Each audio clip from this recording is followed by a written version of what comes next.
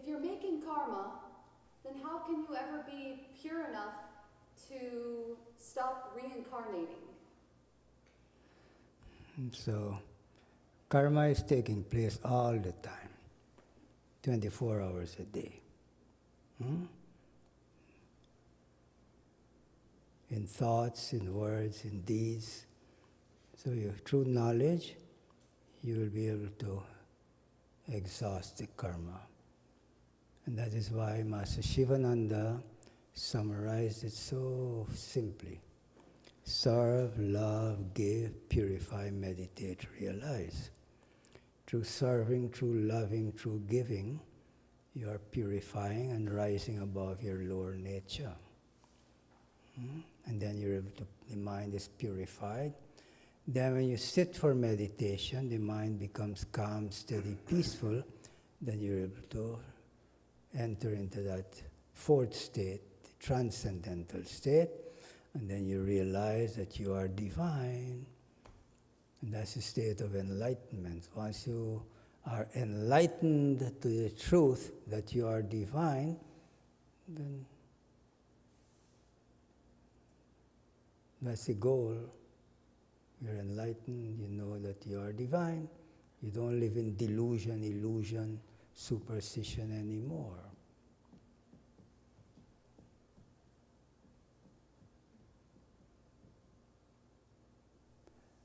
This idea, I don't want to be reborn again and all of that, you don't have to think about it.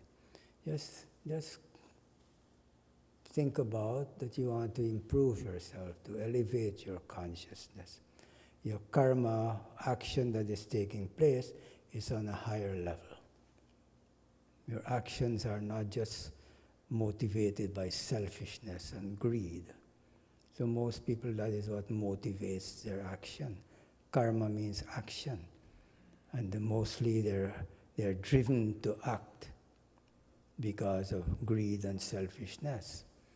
And that is what you are reinforcing and building up. So every time you're reborn with that kind of vasanas, or that is what predominates in your personality.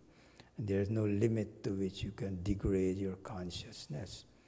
When we talk about yoga or spiritual life, means that you want to rise above the lower nature, which is what you inherited from plant life, animal life, billions and billions of incarnations like that. So when you transit into human species, what predominates in your nature is the lower level of karma, which is to survive and to procreate. Because people are not guided properly, they're not presented with the idea or the understanding that the goal of life is to further evolve from this animal level to divine level. That is your birthright, that is who you are divine.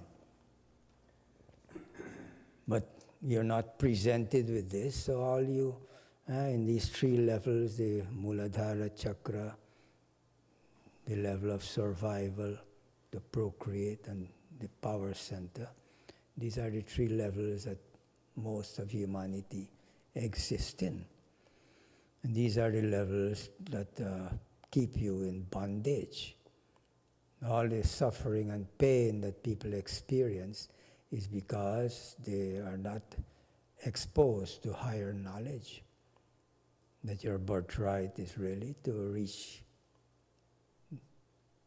that level where you experience that you are divine.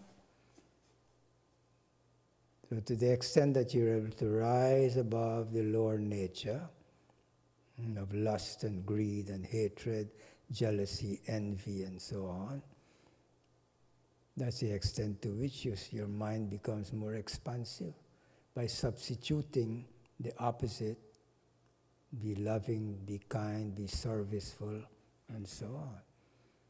So, serve, love, give, purify. It's so very simple. Yet still it's so very difficult because you were not presented with that as the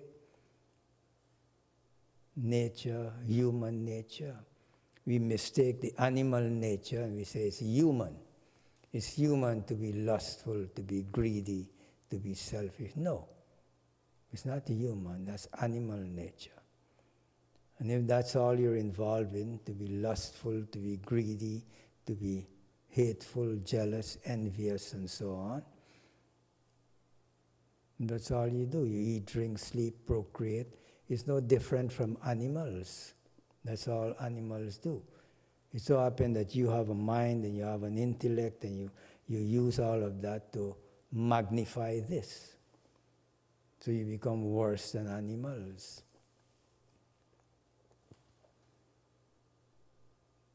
So, through right association, you are taught that there is higher goal and purpose in life, is to elevate your consciousness through serving, loving, giving.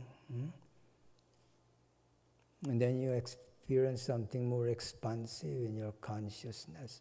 And that little by little, as you continue like that, then when the mind becomes purified, you are able to meditate and realize who you really are. Hare Rama,